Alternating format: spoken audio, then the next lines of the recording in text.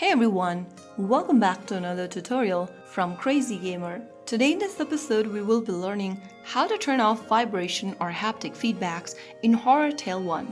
If the vibration feature feels too much distracting or you prefer a smoother gameplay experience, you can quickly disable haptic feedback or vibration in Horror Tale 1.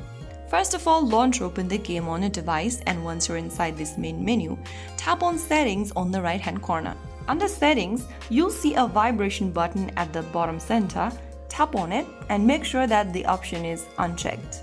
Soon after you have turned off the vibration option, you can now get back to the game and continue playing your game, and that way you will be able to disable vibrations or haptic feedback in Horror Tale 1. If you found the video helpful, don't forget to like, share and subscribe to our channel. I will be back again in the next episode. Thanks for watching.